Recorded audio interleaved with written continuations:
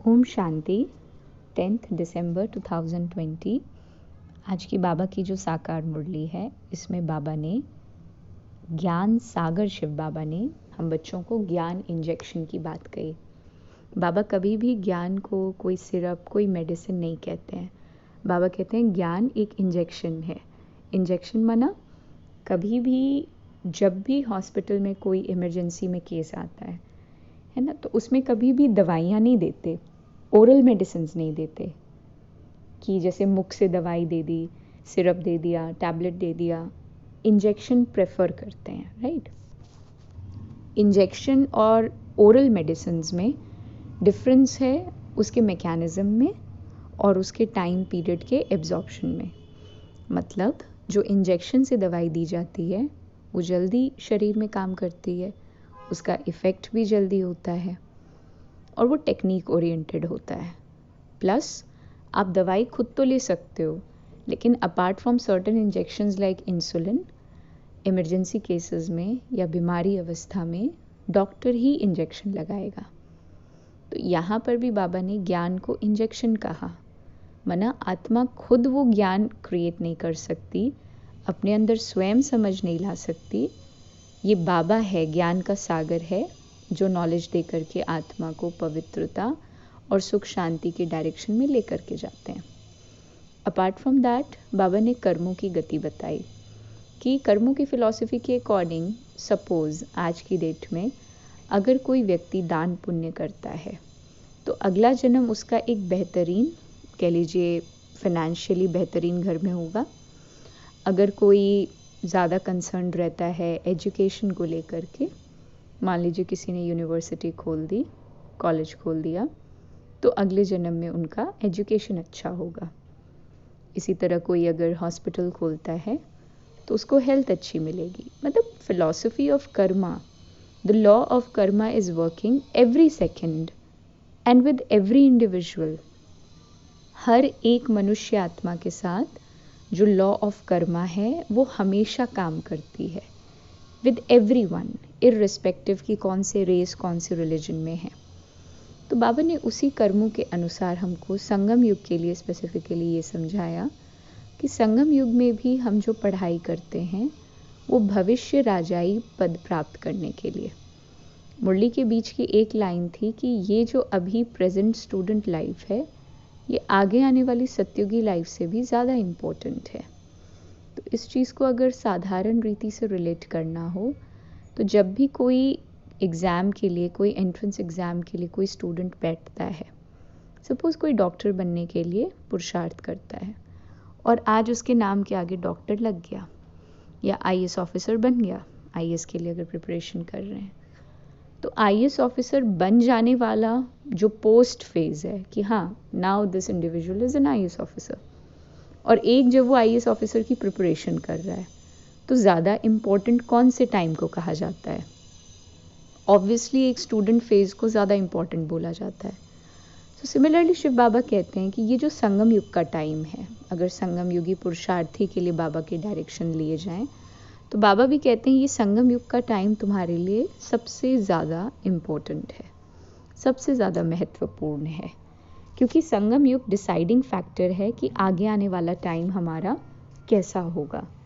अभी की पढ़ाई भविष्य के पद को, पोजीशन को, क्योंकि बाबा है यहाँ पर, भाग्य विधाता है, the one who has the technique to create fortune, और उनके कहे, उनके डायरेक्शन प्रमाण जब लाइफ को आगे बढ़ाने की हम ठान लेते हैं, so things become way more easier and simpler for us. तो बाबा यही बात कहता है। बाबा ने एक चीज़ और समझाई, एक टाइटल देते हुए समझाया कि संगम युग के एस्पेक्ट में अगर देखें, so we are Raj Rishi at the moment. हम राज ऋषि हैं। Raj Rishi is basically a perfect combination of two words. Raj मना राजा, जैसे राज बोलते हैं तो राजा शब्द क्लिक होता है, किंग, है ना, और ऋषि बोलते ही एक योगी, एक सन्यासी, एक साधु की इमेज आंखों के सामने आती है।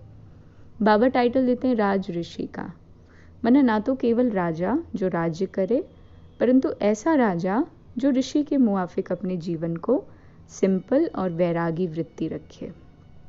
दोनों चीज़ों का परफेक्ट बैलेंस, तो एक बैलेंस्ड लाइफ राज ऋषि का बेसिक सिंबॉलिक रिप्रेजेंटेशन है। बाबा एक शब्द में कह देता, बच्चे तुम राज ऋषि हो, तुम हठ योगी नहीं हो कि कर्मों का संन्यास ही करने के लिए बैठ जाएं। तुम तो राज ऋषि हो। You will perform your karma but still you will remain beyond that. बाबा ने एक और चीज़ समझाई कि जैसे किन्हीं को, या फिर भक्ति मार्ग के करेक्शंस अगर देख लें, जैसे दुनियावी रीति से लोग कहते हैं कि रावण को जलाने की जो परंपरा है, जो प्रथा है, वो तो अनादिकाल से चलती आती है।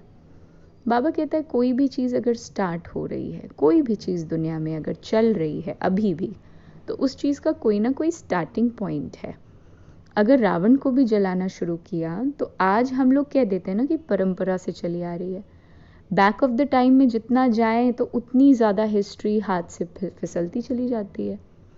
वास्तविक हिस्ट्री तो कोई, अगर सच में जैसे बाबा कहते हैं ना, बच्चे मैं तुम्हें सृष्टि की हिस्ट्री, ज्योग्राफी सब कुछ सुनाता हूँ, सब बताता हूँ, वास्तविक हिस्ट्री दुनिया में और कोई बता नहीं सकता। ये खुद में एक रियलिटी है, क्योंकि जितना पीछे जाएंगे, अच्छा रावण को जलाने की परंपरा शुरू हुई, क्यों हुई, कैसे हुई, किसने किया, ऐसा क्या फील हुआ कि रावण की एफिजी बनानी पड़ी और उसको जलाना पड़ा, तर्क वितर्क पे अगर उतरें तो ये तर्क वितर्क कभी ख़त्म ही नहीं होंगे। तो बाबा एक ये करेक्शन बताते हैं कि सिंपल सी बात है, एक टाइम था जब सतयुग और त्रेता युग था। इसी में बाबा ने सृष्टि चक्र को भी कवर किया। ऐसा नहीं है कि जब सतयुग था तो वहाँ पे वो लोग जैसे रावण को उठा के लेके चले गए, है ना, सॉरी, त्रेता युग में रावण को उठा के लेके चले गए कि राम आया, वहाँ पर रावण था। फिर सतयुग में कंस को उठा के लेके चले गए, है ना, द्वापर युग में कंस तो आ ही चुका था, लेकिन सतयुग में हिरण्यकश्यप और पता नहीं किस किस को कहाँ कहाँ डाल दिया, कंफ्यूज कर दिया है बेसिकली। बाबा कहते हैं कि जब सतयुग होता है तो वहाँ पर रावण या कंस जैसी कोई चीज़ उपस्थित ही नहीं होती। और सतयुग और त्रेता में एक लंबा टाइम सुकून से जीने के बाद द्वापर युग में जब आत्मा प्रवेश करती है, वहाँ से सारे प्रॉब्लम्स का क्रिएशन होता है due to body consciousness. So Baba has rectified this one thing we can say from bhakti marg, जो गलती होती है। And as far as Sangam Yog service is concerned, या फॉर दैट मैटर हमारे लाइफ में कोई भी सेवा है, क्योंकि सोल कॉन्शियसनेस का रिफ्लेक्शन हमारे बिहेवियर से आएगा, हमारे कैरेक्टर, हमारे चरित्र से ही रिफ्लेक्ट होगा कि हाउ सोल कॉन्शियस एम आई। जैसे बाबा कहते हैं ना कि पुरानी दुनिया का जो वातावरण है, कस्टम्स हैं, सिस्टम्स हैं, वो चीज़ें समझ नहीं आएंगी, वो चीज़ें अच्छी नहीं लगेंगी, भाएंगी नहीं, एक अलग शब्द अगर दिया जाए। हमेशा एक अंदर से एक्साइटमेंट, एक खुशी, एक एडवेंचर फील होगा कि खुद भी पढ़ें, दूसरों को भी पढ़ाएं, आउट ऑफ कंपल्शन नहीं, आउट ऑफ इंटरेस्ट।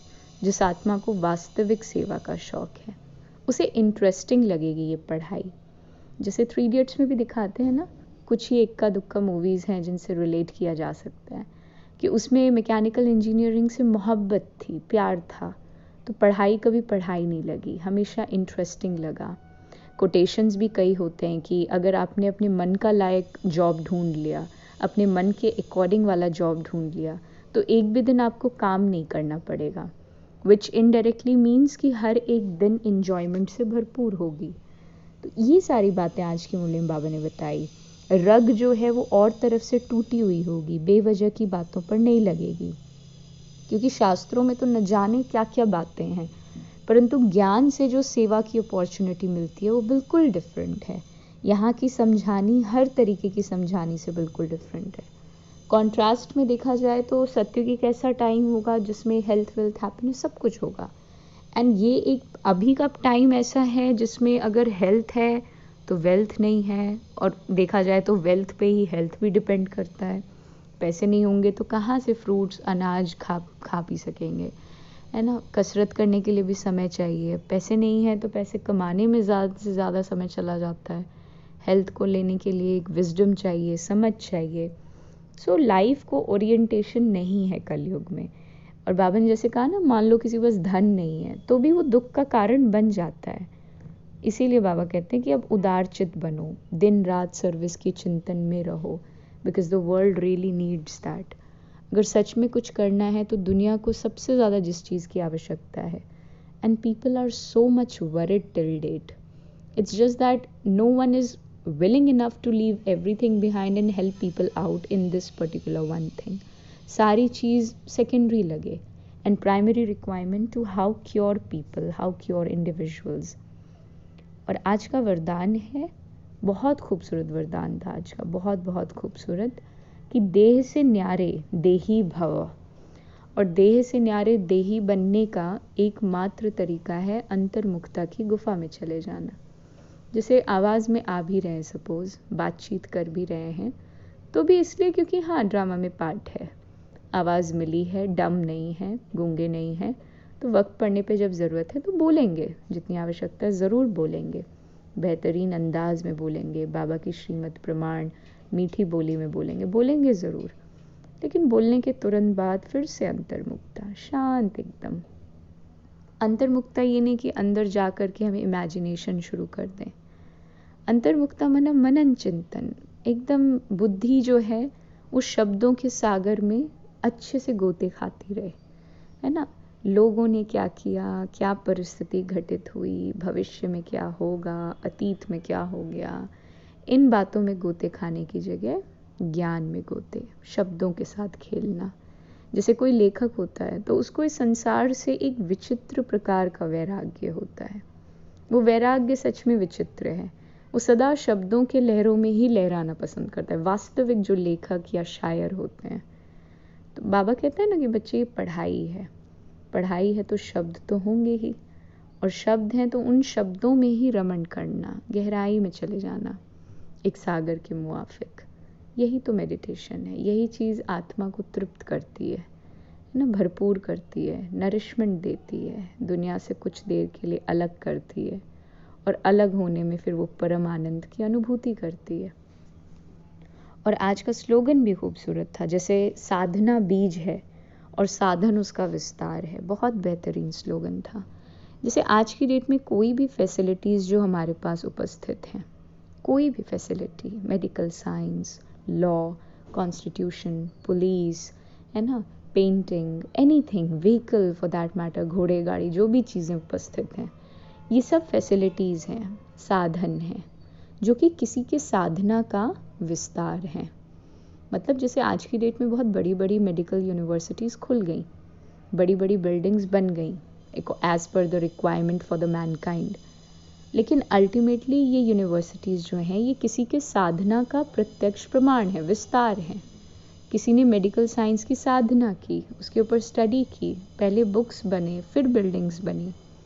सिमिलरली हम जो भी साधना करें बाबा के यज्ञ में, जो भी अपने अंदर ये मनन चिंतन, अपना रूटीन ठीक करना, खान पान अच्छा रखना, ब्रह्मचर्य का प्रैक्टिस करना, ब्रह्मचर्य मतलब ब्रह्मा बाबा का जो टिपिकल आचरण था उसको इनकलकेट करना, प्योरिटी लाइफ में मेंटेन करना, ये जितनी भी प्रैक्टिसेस हैं बाबा के यज्ञ की, कुछ बेसिक चीज़ें, उनको अपने जीवन में लाते हुए और दिव्य गुणों की जो धारणा करते हैं, ये सारी चीज़ें करने के लिए किसी प्रकार की फैसिलिटी की आवश्यकता ना हो।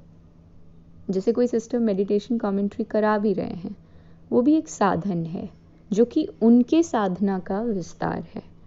तो केवल मेडिटेशन कमेंट्री सुनते सुनते हम साधना करें, ऐसा ना हो।